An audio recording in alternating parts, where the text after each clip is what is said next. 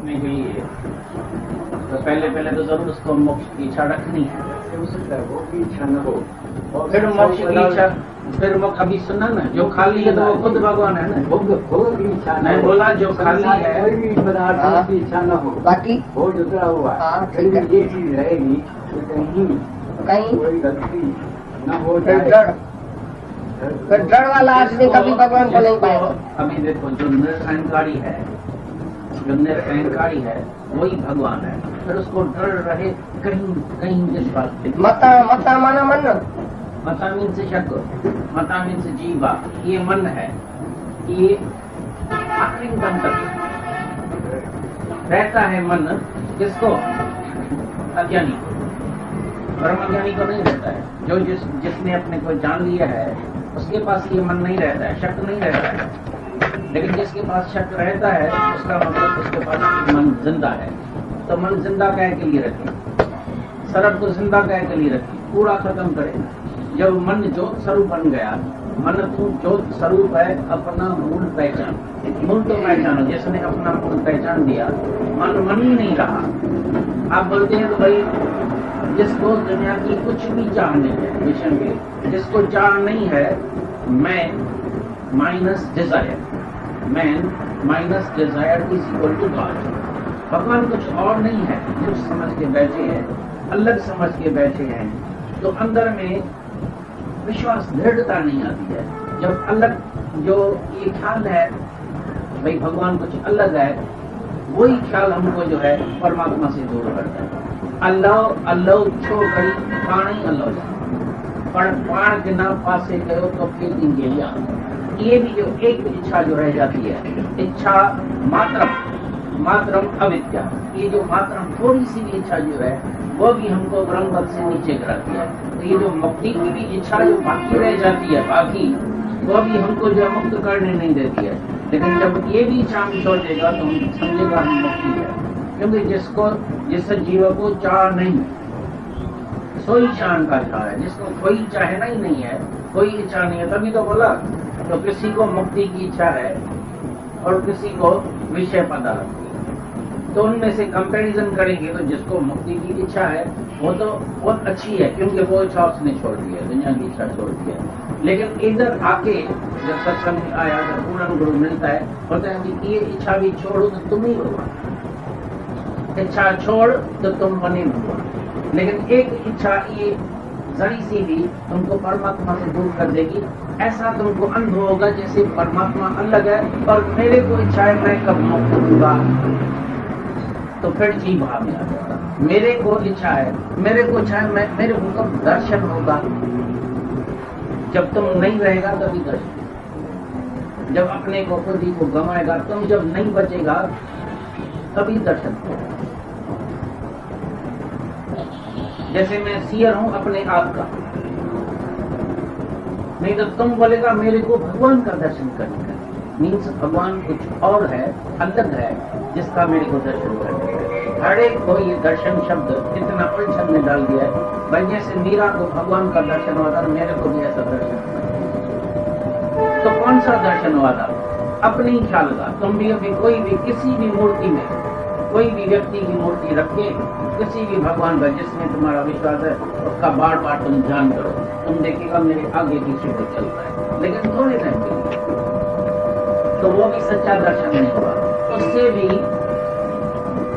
सत्य गुण जो हरि मिल जाए, पर फिर भी मन का भेद भरम नहीं जाए। सतगुरु के समय भक्ति किया, किसी मूर्ति में तुमने रखा, आंख रखी, वो मूर्ति तुम्हारे इर्द गिर्द फिरने भी लगी।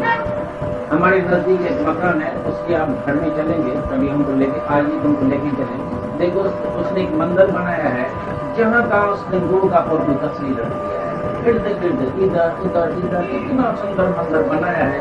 लेकिन इतना दुखी है क्योंकि उसको फिर हमारे पास आना पड़ता है और खुद अपनी बात खुद बताती है। वैसे तो हम नहीं किसी के लिए कह सकते हैं, लेकिन जब खुद कहती है, बोलती है मैं दुखी, मौत का डर है, मौत का इतना डर है।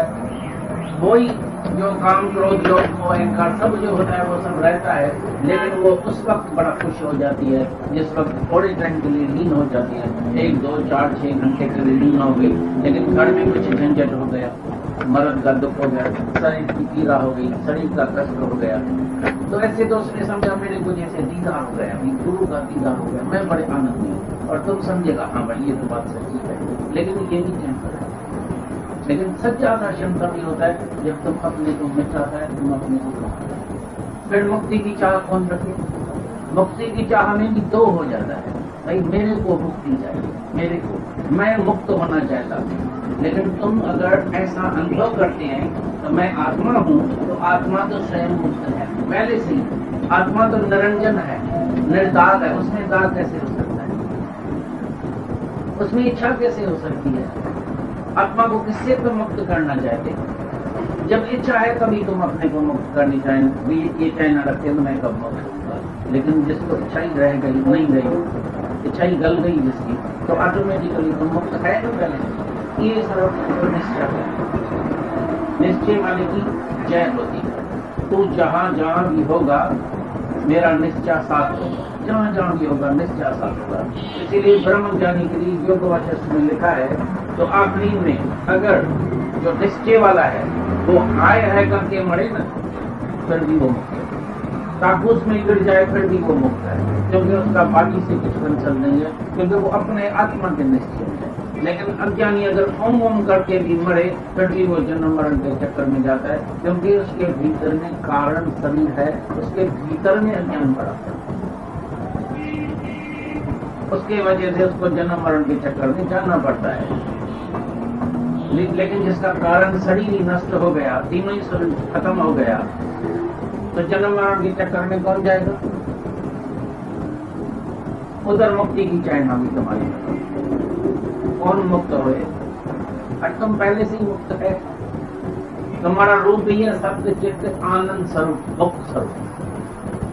तो मुक्त कौन होता है? कौन होगा? जब फिर जीव भाव में आता है, फिर मन है, फिर ये ख्याल चलता है, तभी तुम्हारे अंदर ये इच्छा होगी। हाँ, पहले जब कोई मुक्ति की चाहना लेके आता है तो बहुत अच्छा है, पहले आके बैठा, फिर गुरु उसको ये सबक सिखाता है, तुम पहले से ही मुक्त है।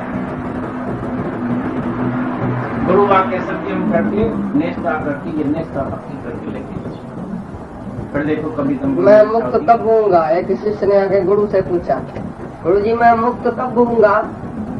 तो उसने बोला मैं, और कब निकाल दिया। मैं माना कौन? मैं माना जीव। मैं मुक्त कब होऊंगा माना जीव कभी मुक्त होएगा ही नहीं, और कब निकाल दियो तो अब भी मुक्त है। जहाँ कब है, कब माना अज्ञान, कब, क्यों, कैसा, क्या, ये क्वेश्चन मार्क माना अज्ञानी जीव का है क्वेश्चन मार्क। ये क्वेश्चन तुम्हारे अंदर से निकल जाना चाहिए। कोई भी सवाल तुम पूछते है माना जीव बन के। रमण महर्षि ने सभी को बोला, जो भी आदमी उसके पास आता था सवाल पूछने के लिए, साईं मैं कौन हूँ, साईं मैं दुखी हूँ, साईं मेरे को शांति नहीं है, साईं मेरे को शांति कब आएगी, मैं मुक्त कब होऊंगा, मेरे को आनंद कब मिलेगा। वो पूछता था मैं कौन, मैं कौन, पूछने वाला कौन? पहले जो सवाल पूछता है वो कौन है? अपने आप को तुमने जाना है, सवाल पूछने वाला कौन है? तो तुम बोला मैं मुक्त कब होऊंगा। मैं माना कौन मुक्त होएगा? ये गधा मुक्त होएगा? ये शरीर मुक्त होएगा? कौन मुक्त होएगा? आत्मा मुक्त होएगा? आत्मा मुक्त होएगा या ये शरीर मुक्त होएगा? शरीर तो जड़ है, इधर ही राख हो जाएगा, बाकी कौन मुक्त होगा? हाँ नहीं, चिरकाल जैसा, चिरकाल से तुम्हारे पास अंधेरा है, आज रोशनी डालो, रोशनी लेके जाओ, कितना साल लगेगा अंधेरा जाने में? इतना ढगो कचरे का, एक तीली लगाओ, कितना बरस लगेगा? कचरा, ये जो इधर कचरा बंगी रखता है ना, एक तीली लगा के चला जाता है, 5-10 मिनट के बाद देखता है कि कुछ है ही नहीं, कचरा जल गया। तो क्या भगवान को इतनी भी ताकत नहीं है क्या जो तुम्हारा कचरा जला सके एक तीली से? बंगी को ताकत है जितनी है उतनी भी भगवान को ताकत नहीं है। तुम्हें क्या समझा है? भगवान को इतनी शक्ति नहीं है जो तुम्हारे अंदर का कचरा जला सके। एक दृष्टि से सच्चा गुरु जो है वो एक दृष्टि से, कौन सी सेंटेंस है वो? One glance, one glance, one touch, of real Guru is enough to show God. भाई सच्चे गुरु की नजर पड़ जाए, सच्चे गुरु का टच हो जाए, सच्चे गुरु का संकल्प, सच्चे गुरु की दृष्टि, सच्चे गुरु की वाणी जिस जिसके ऊपर हो जाए और वो मुक्त नहीं हो, ऐसा हो नहीं सकता। तो भंगी को जितनी ताकत है उतनी भगवान को ताकत नहीं है क्या? क्या समझा है तुमने भगवान को? तुम किसके शरण में आया है? तुम किसके सत्संग में आता है? कोई बाबा बाम भरा है क्या इधर जिसके पास तुम आते हैं?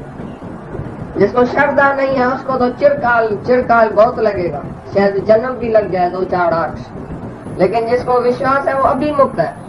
वो बोलता है अगर गुरु मेरे को बोलता है तू भगवान है तो मैं क्यों नहीं एतबार करूँ? गुरु के ऊपर नहीं करूंगा तो किसके ऊपर करूंगा? गुरु जब हमको सामने बिठा के बोलता है कि तू भगवान है, तू मुक्त है, तू पहले से ही मुक्त है, तो जीव कभी मुक्त होएगा क्या? नहीं जीव मुक्त होएगा, नहीं शरीर मुक्त होएगा, नहीं आत्मा मुक्त होएगी। आत्मा पहले से ही मुक्त है और जीव कभी मुक्त होएगा ही। जहाँ जीव है तो मुक्ति नहीं है। जीव माना ही बंधन, जीव माना ही जन्म और मरण, जीव माना अंतःकरण, मन बुद्धि चित्त अहंकार जिसके पास है वो जीव है। तो अहंकारी जीव कैसे मुक्त होएगा? जब जीव पड़ा ये खलास कर दियो, अपने को आत्मा करके जानो, निश्चय करो कि मैं आत्मा हूँ, गुरु आके सत्यम करो। तो गुरु बोलता है तू आत्मा है तो मैं क्यों नहीं आत्मा हूँ? क्यों नहीं अपने को मुक्त समझता हूँ? काहे के लिए? कब और क्या और मैं अपनी निकाल दी। जो तुम्हारी मैं है ना, मैं कब मुक्त होऊंगा? मैं तो कभी नहीं मुक्त होएगा। तुम्हारी मैं तो कभी नहीं मुक्त होएगी। तुम पहले से ही मुक्त है, वो आत्मा है तुम। जब अपने को आत्मा समझेगा तो तुम मुक्त है। अपने को जीव समझेगा कभी नहीं मुक्त होएगा। 10 जन्म लेके आओ, जीव कभी ब्रह्म नहीं हो सकता है। जीव ब्रह्म नहीं होएगा। जीव जब मरेगा तभी ब्रह्म है पहले से ही। ये जीव का पर्दा आ गया।